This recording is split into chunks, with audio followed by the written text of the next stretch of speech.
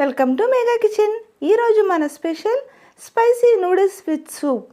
ఎప్పుడైనా కారం కారంగా వేడివేడిగా ఏదైనా తినాలి అనిపించినప్పుడు ఈ రెసిపీని ఒక్కసారి ట్రై చేయండి.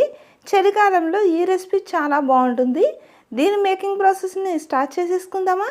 దానికంటే ముందుగా మన ఛానల్ని సబ్స్క్రైబ్ చేసుకొని వాళ్ళు ఎవరైనా ఉంటే ఇప్పుడే సబ్స్క్రైబ్ చేసుకుని సపోర్ట్ చేయండి.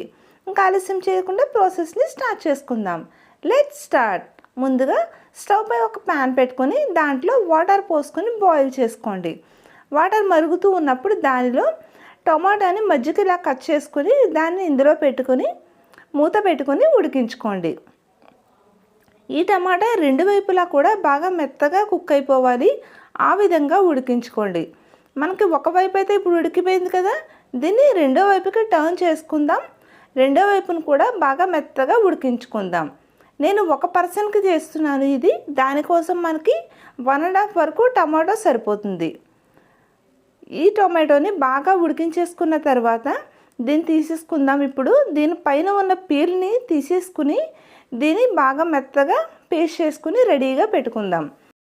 దీన్ని ఇలా చల్లారబెట్టుకొని మనం మిక్సీ చేసి పెట్టుకుంటే మనం నెక్స్ట్ ప్రొసీజర్ని వెంటనే స్టార్ట్ చేసేసుకోవచ్చు, ఇంకా ఆలస్యం లేకుండా.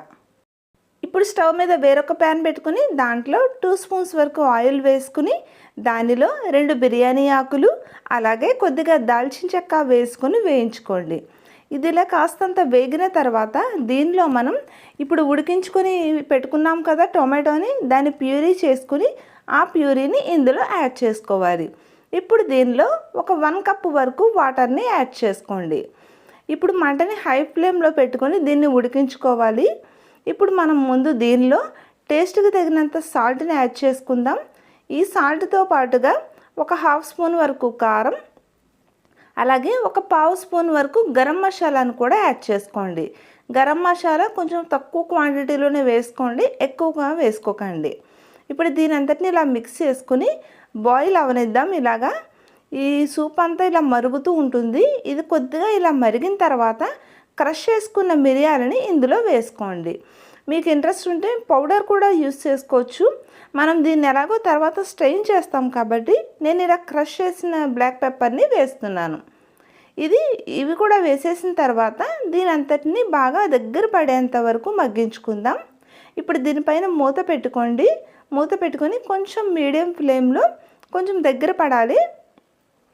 అలా దగ్గర పడేంత వరకు దీన్ని ఇలా కుక్ చేసుకుందాం. ఇప్పుడు ఇలా రెడీ అయిపోయింది కదా, ఇప్పుడు మనం స్టవ్ ఆఫ్ చేసేసుకుందాం. ఆఫ్ చేసుకొని దీన్ని మనం ఒకసారి స్టెయిన్ చేసుకుందాం. మనకి పైన ఈ బిర్యానీ ఆకు ఇవన్నీ ఉన్నాయి కదా, మిరియాలు ఇవన్నీ కూడా స్టెయిన్ చేసుకుని పక్కన పెట్టేసుకోవాలి. ఇప్పుడు మనం స్టవ్ మీద మరొక ప్యాన్ పెట్టుకొని దాంట్లో వాటర్ పోసుకొని మరిగించుకోండి. ఈ వాటర్ ఇలా మరుగుతూ ఉన్నప్పుడు దానిలో టేస్ట్కి తగినంత సాల్ట్ అలాగే స్పైసీనెస్ కోసం ఒక 2 పచ్చిమిర్చి చీలికలు ఇందులో వేసేసుకున్న తర్వాత ఇప్పుడు మనం ఇందులో నూడిల్స్ని యాడ్ చేసుకుందాం. మనం ఒక పర్సన్కి తీసుకుంటున్నామని చెప్పాం కదా, దానికోసం ఒక రోల్ ఉంటుంది కదా నూడిల్స్ రోలు, దాంట్లో ఒక 1/2 వరకు నేను తీసుకున్నాను. ఈ నూడిల్స్ని ఇందులో యాడ్ చేసుకున్న తర్వాత దీని అంతటినీ ఒకసారి ఇలా ప్రెస్ చేసుకుని దీనిపైన మూత పెట్టుకొని నూడిల్స్ని బాగా కుక్ అవనిద్దాం. నూడిల్స్ కదా కొంచెం ఉడకడానికి టైం పడుతుంది. సో హై ఫ్లేమ్లో పెట్టుకొని నూడిల్స్ని ఇలా ఉడికించేసుకోండి. ఇవి కాస్తంత ఉడికిన తర్వాత ఒక్కసారి మధ్యలో కలుపుతూ ఉండండి. అలాగని హెవీగా మాత్రం మిక్స్ చేయకుండా కొంచెం లైట్గా ఇలా కలుపుకోండి. ఇలా మధ్య మధ్యలో కలుపుకుంటూ చూసుకుంటూ నూడిల్స్ అంతా మనం కొంచెం నొక్కితే మెత్తబడుతుంది కదా, కొంచెం మనకు కట్ అవుతుంది కదా, అలా వచ్చేంత వరకు మనం కుక్ చేసుకుందాం. మనకు అలా కట్ అయిందంటే నూడిల్స్ చక్కగా ఉడికిపోయినట్టే. అలాగని బాగా మెత్తగా మాత్రం ఉడికించుకోకండి. మీకు చూపిస్తాను. కొంచెం లైట్గా మనకి వాటర్ అంతా అయిపోయి కొంచెం ఇలా మనం తీసుకొని చూసుకుంటే కొంచెం ఇలా కట్ అవుతుంది. మనం నొక్కితే ఆ విధంగా ఉడికితే మనకి రెడీ అయిపోయినట్టే. ఇప్పుడు నూడిల్స్ ఉడికిపోయింది కదా, ఇప్పుడు మనం స్టవ్ ఆఫ్ చేసుకుని రిమైనింగ్ వాటర్ అంతటినీ కూడా డ్రైన్ చేసుకొని పక్కన పెట్టుకోవాలి. ఇలా రెడీ అయిపోయిన నూడిల్స్ని ఇలా వేడివేడిగా ఉన్నప్పుడే ప్లేట్లోకి సర్వ్ చేసుకుందాం. ఇలా మనం తీసుకున్న క్వాంటిటీ అంతా కూడా ఇలా మొత్తం ప్లేట్లోకి సర్వ్ చేసుకున్న తర్వాత దీంతో పాటు ఇప్పుడు మనం ఆల్రెడీ రెడీ చేసి పెట్టుకున్నాం కదా వేడి వేడి సూప్ని, ఆ సూప్ని కూడా ఇలా ప్లేట్లో యాడ్ చేసేసుకుందాం. చలికాలంలో ఇలా వేడివేడిగా నూడిల్స్ విత్ సూప్ని ట్రై చేయండి, చాలా బాగుంటుంది.